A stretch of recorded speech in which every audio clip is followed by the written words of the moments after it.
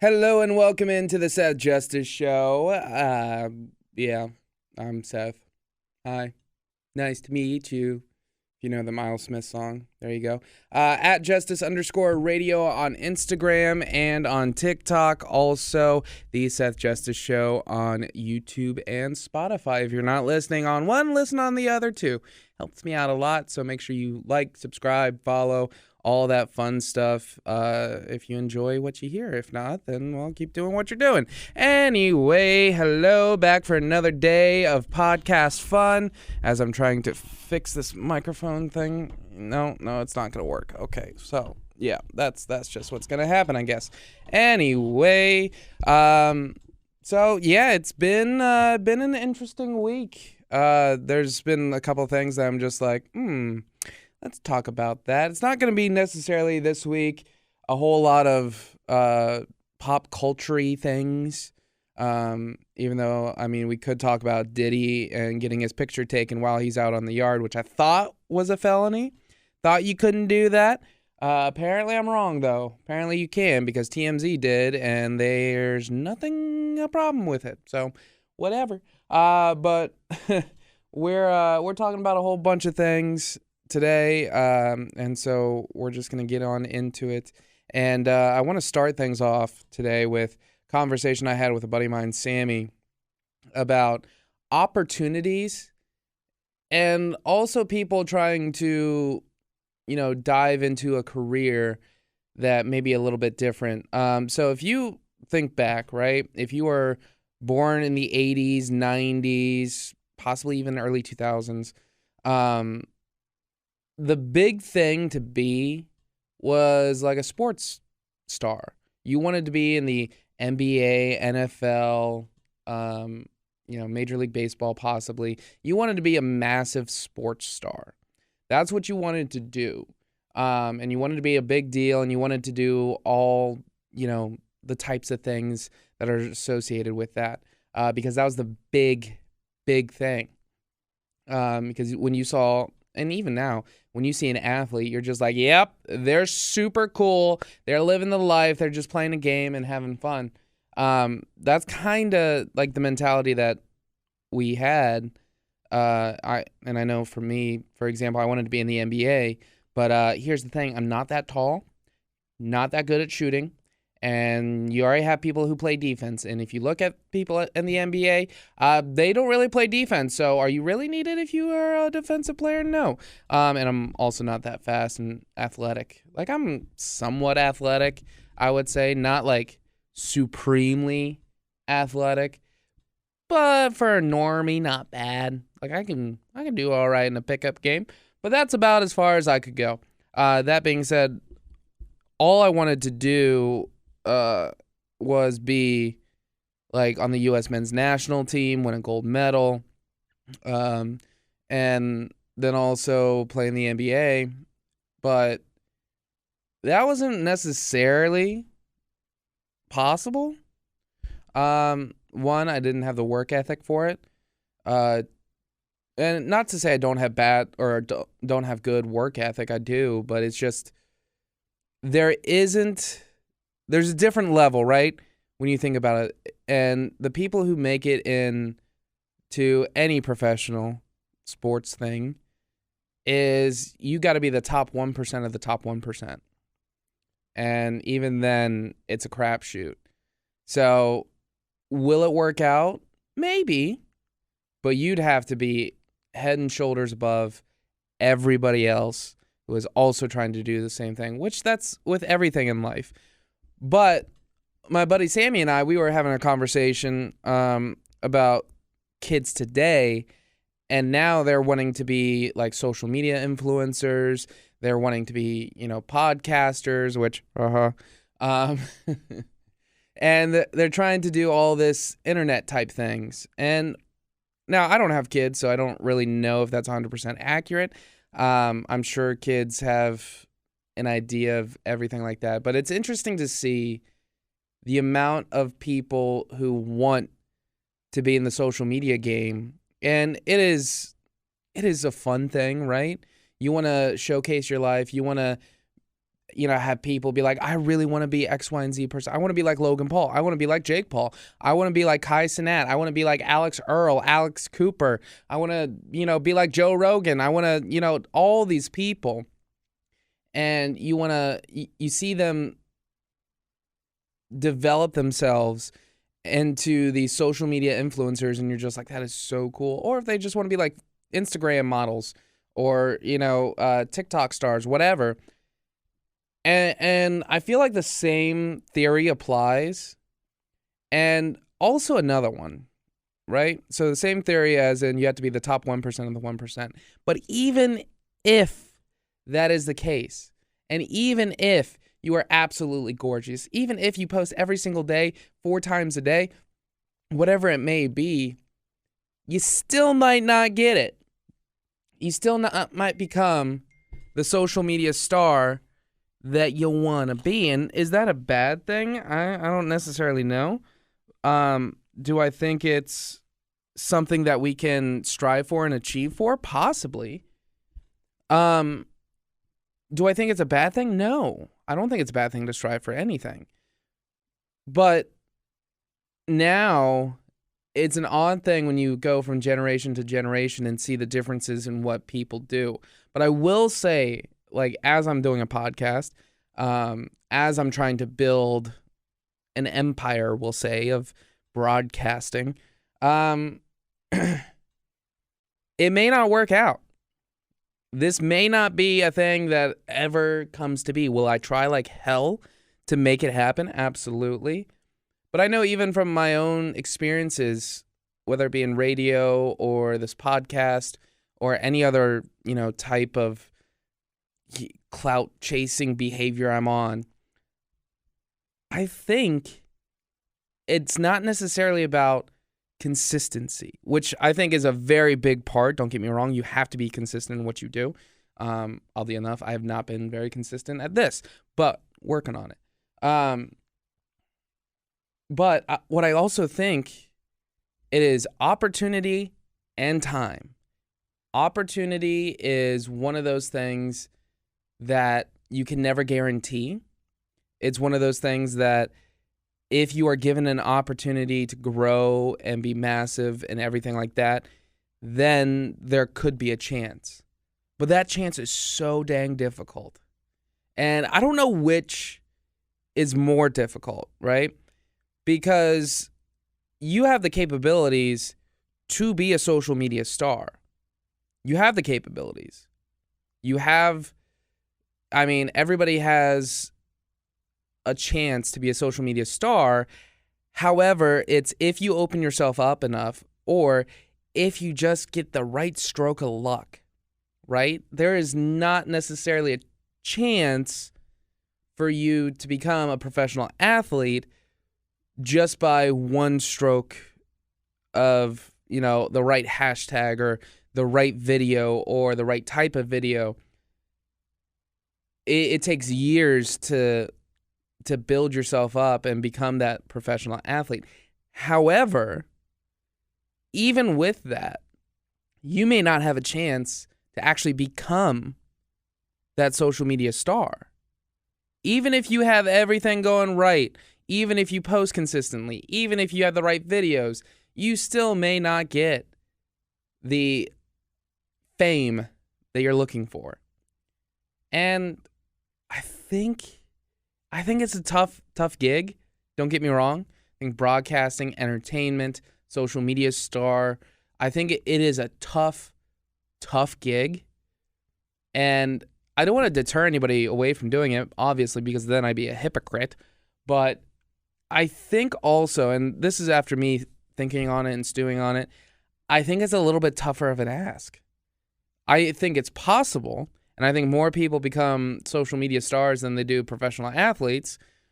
But I think because social media is such, well, not only a new thing, right? Because I always say with social media and giving it to us at this time, it's like giving it to a 10-year-old, and a 10-year-old doesn't really understand how to work it. It's like, if you gave a 10-year-old an addictive substance, we'll say, they would use and abuse that thing to the ends of the world.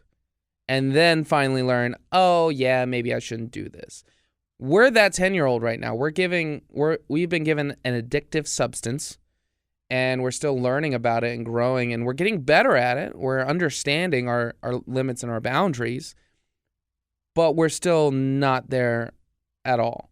So I think mainly with people who want to become, social media stars and influencers and everything like that, I think it's something you can attain, but I think there's also pitfalls. I think there's also, the want and desire for other people's attention and notoriety and, validation, I think is a slippery slope for some. And I also think it's one of those deals, right, where social media is the platform that's going to get you to where you want to be in theory, but will it actually come to fruition? Nobody really knows. So I think if you want to be a social media star, try it, but also know that it is going to come with a lot of headaches. And I think it is okay to try something and fail, because what that means is you tried something in the attempt to succeed. And I think that right there is super, super important. And like for me, trying to become, an NBA star, like I tried, I failed, but now I'm in a position and doing something that I love, more, which is the radio game and, this podcast, which I'm still trying to build and everything like that. So make sure you like, subscribe, follow.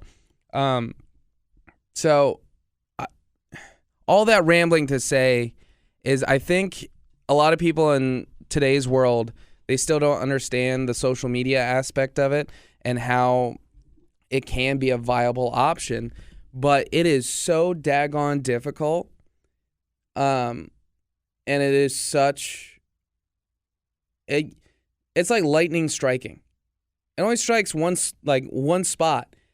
And if you can capture that moment, then you can be like, what was that one? Sweet Home Alabama, where you can get those lightning bolts and turn them into glass sculptures that are absolutely beautiful. So if you can, that's great. But it's daggone difficult. And I think instead of being like, oh, these kids, all they want to do is be social media stars, I think there's a different way we can think about this, because my parents, they were never like, Seth, you're never going to be in the NBA. You're never going to be on the men's U.S. national team. I think understanding and actually trying is the most important thing. And what my parents did is they allowed me to try. They took me to all the tryouts. They took me to, all the all-star teams. They, took me to every single game, practice, whatever. And I tried to build up myself. And then eventually I was just like, you know what? This isn't for me. And then I went on to the next thing. And then the next thing. And then the next thing. And I think that's what we need to do with today's generation too, is not necessarily shoot them down and be like, no, you're not going to do this because X, Y, and Z reason. Just be like, all right, try it. See what happens. And if it works out, great. But then let's try the next thing. But don't necessarily say, let's go to the next thing. It's like, all right, let's try it. And then if that person decides, man, this is not for me, you're like, all right, let's try something else. Being open-minded and willing to try something new is such a vital attribute, and I think we need more of, because sometimes we try something and then we quit, and then we don't do anything. I think that's the travesty of it all. All right, so now moving on. Halloween was yesterday. Happy Halloween. Or, well, not yesterday. Today's the 2nd, right? Yeah. So Halloween was on Friday. Saw a bunch of awesome, cool Halloween costumes and everything like that from Danica Patrick looking phenomenal as Catwoman. Well, let's be honest, she is a gorgeous human being. To the Biebers being the Incredibles, which was absolutely adorable. But I don't know if this is the case, and I think maybe because I'm an adult, but I think adults now have like taken over Halloween. And I don't think that's a crazy thing to say. I don't think that's a profound thing to say. But I think it's like come to the point now where I don't see many trick-or-treaters. I don't. And I remember growing up, I remember seeing my neighborhood like filled with kids. Like I remember that vividly. Now that may just be nostalgia glasses. I don't know. Or it may be true. But then I also remember in high school, same thing. Like, there was a lot of kids at a lot of different neighborhoods. And then I went to Michigan, saw like almost nothing. And then I'm here at New York, and I don't really necessarily see trick-or-treaters. Now, I'm not going through neighborhoods to like search out, are these kids going out and trick-or-treating? No. But what I am seeing is more and more people, adults-wise, going to adult Halloween parties, going to bars and everything like that in Halloween costumes. And heck, I've even done that. Not this year because I was sick most of the week and I was just like, I'm not going out. I don't feel like it. I don't want to do it. So I'm not going to. I need to heal and refresh myself. But anyway, so I'm thinking now it's more of an adult thing, which I don't think is a bad thing. I don't. There's other things that I think are a bad thing. I just think it's a funny... Again, it's like what we were talking about before, how the generations change and everything like that. And I think now it's more of, oh, I'm dressing up, look at me, rather than the actual act of going out and trick-or-treating with, the kids. And it's more about the watching movies and everything like that, which isn't a bad thing. I think watching movies is awesome. But, I think that is, probably where that thought process is.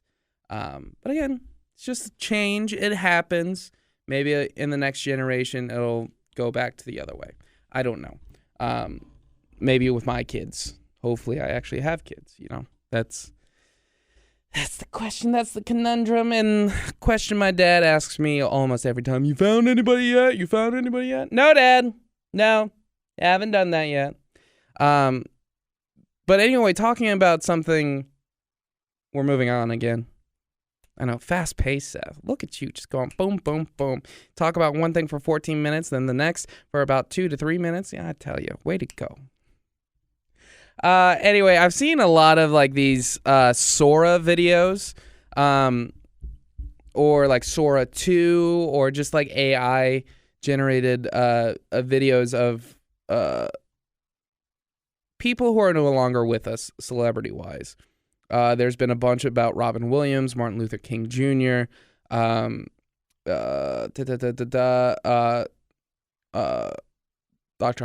Professor Hawkins. I can't remember his name. Wow. The dude in the wheelchair who had the mouth thing that was like, hello, I'm Professor Hawkins. Yeah, that dude. And then also just a bunch of other people who have passed away, like Tupac as well. I've seen a lot of AI videos. And to be honest, I think that makes me a little bit uncomfortable. And I'll tell you why. And mainly because they're not here. And so it may be funny that people are like, oh my goodness, how cool would it be to see like Tupac out on the beach or something like that, or Robin Williams on set of a movie. And one that was really disturbing was Martin Luther King as a WWE wrestler. And it's just like, that doesn't seem like a good thing to me. And I think that's pretty universally agreed upon, that with AI doing these videos, Like, sure, they may be used for the intent of humor and comedy, but then you look at the families. Like, if somebody made a spoof of a dead relative of mine and made it funny and whatever, I don't know. I think that just, it'd make me miss them and then bring up old wounds, and you're just like, I don't like that. I don't like that. Now, from I'm making this because, I love them as a person, and, I kind of want to see them again. If it was done in that manner and not we're going to do this for comedic value, then I think that'd be a touch better. But this isn't it. I mean, it's for the entertainment and humor aspect of it, where I'm just like, I don't know, man. That's where it gets complicated. It gets so complicated with this AI stuff where you're not necessarily sure what is the right way to go about it and what is the wrong way to go about it. And to me, this feels gross. Now, as a whole, AI, I think, is going to be an absolutely amazing tool for not only just like my industry and radio and everything like that. I think it's going to be a tremendous tool that you can use that, can develop into something great. I think that possibility is there. Do I think it also could take people's radio jobs? Possibly, which would really suck for me. But you can't be afraid of that. You have to be able to use the tools at your disposal to better your product. And so if AI is going to be around, then people need to learn how to adapt and use that product. It's like, for example, McDonald's, right? If they didn't learn how to make a burger super quick, they wouldn't have become the juggernaut that they are. If, car companies, if they weren't able to produce cars as quickly without machines, as we've seen, they're not around anymore, some. And or efficiently. So I think what we need to do is progress, but understand that we need to also keep some sort of the human element. And I think doing these videos where these are celebrities who have passed away and using them in a humorous type way, I think it's one of those moments where you're just like, that's not the progression we're talking about. That's not what we need to do with it. I mean, I understand, and the ability to do that, that's super cool, don't get me wrong, but it just doesn't feel like a good thing to do. And most of the families who they see their AI relatives, most of them are just like, no, I don't like that. So maybe we should take their lead on it, I mean, I just think it's, in some cases, so disturbing. It really is. So, but either way, what else is disturbing and something that I find, I don't want to say fascinating or interesting, because that's not the case, but in a sense, hard to think about. So what I mean is Prince Andrew, he is the prince, he is the second son of Queen Elizabeth, who passed away not too long ago. And then King Charles, it's his brother over in England. So Prince Andrew was apparently a friend, allegedly, of Jeffrey Epstein. And he said he ended that friendship before 2011, but then 2011, there was an email that apparently went through, and yada, yada, yada. If you don't know who Jeffrey Epstein is, shocker. Really, be a shocker if you didn't know. But if you do know, then you know he was kind of a creep. and a big-time con man. And especially when you had an island and brought underage, and then there you go, you got it. So, I think, and there's not really a whole lot of evidence other than, pictures and odds and ends. But then there's this one lady who she committed suicide, and she said that Prince Andrew, and,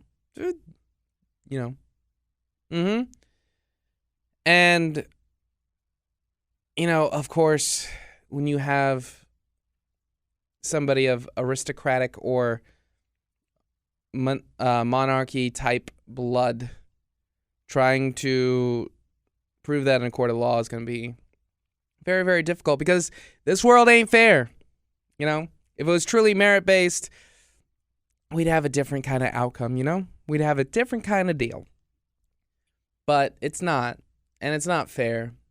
And this lady, she committed suicide, and she released a book and before she passed away. And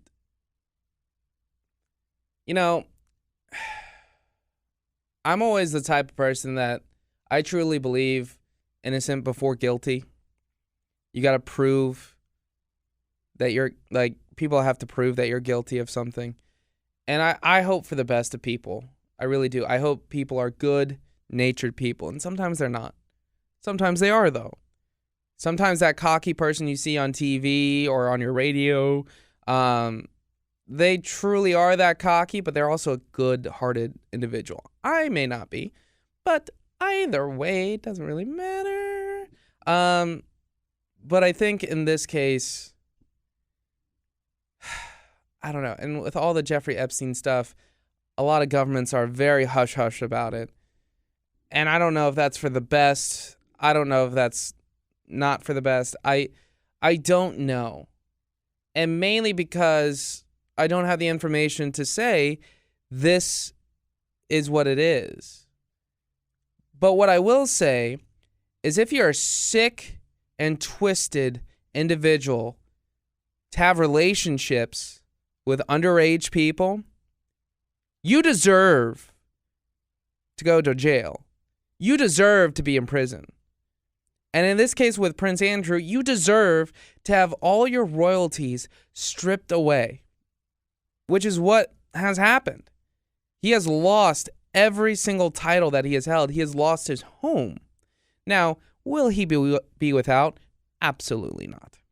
He will still have everything. He won't have to lift a goddamn finger. But he has lost his titles. And in some cases, that may be the worst thing above all. But it's not the worst thing above all. It's not. If you think about it, the amount of torture, this lady, who I should have looked up her name. I feel terrible for not knowing her name. But she committed suicide on all this, because of all the trauma that she went through on Jeffrey Epstein's island. All the pain, the suffering for years. She was living in absolute hell. And here's the thing. This may be a great place for a lot of people, but it also may be hell for a lot of people. And a lot of times we don't take that into our consideration. And we don't realize that, honestly, all we have to do is just be kind and just help out people every once in a while.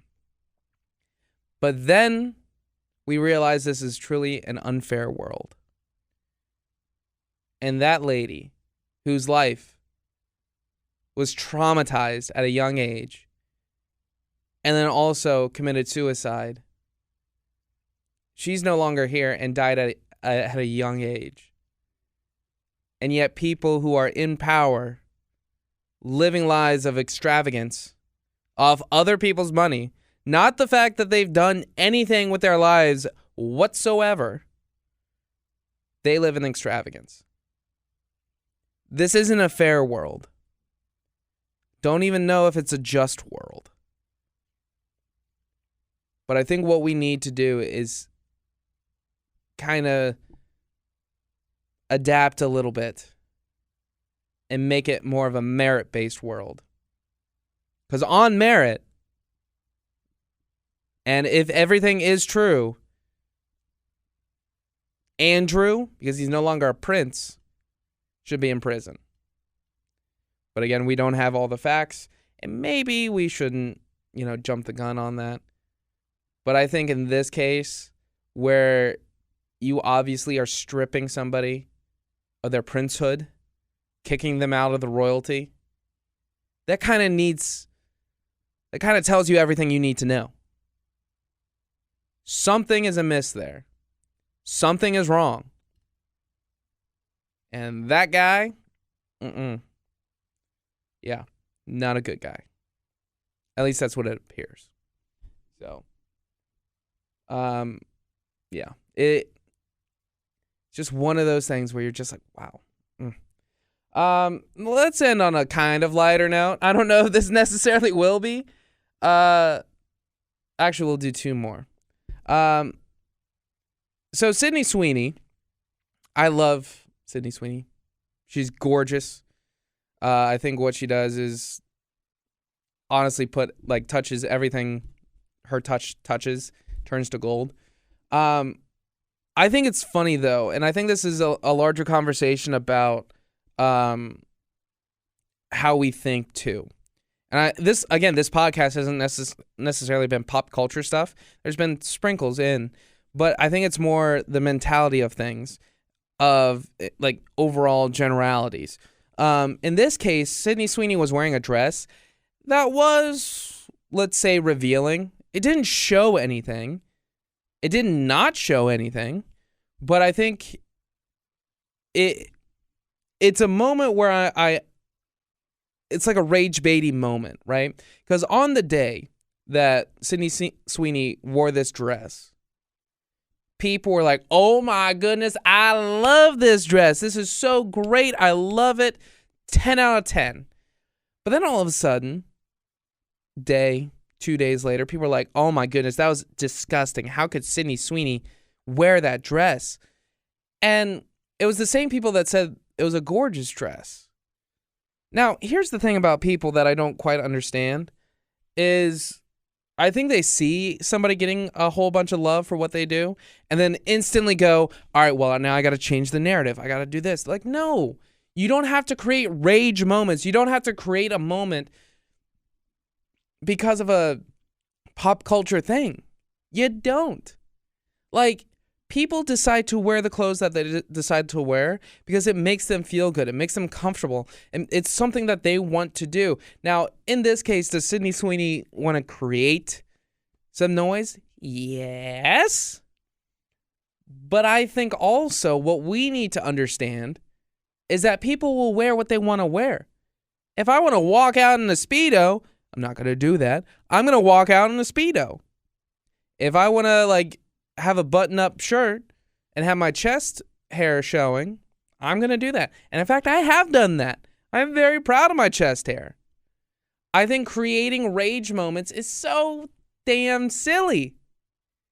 And especially if you are the same type of person who, for example, Page 6 and TMZ go with articles that say, oh, I love this dress. This is so fantastic. She looks great.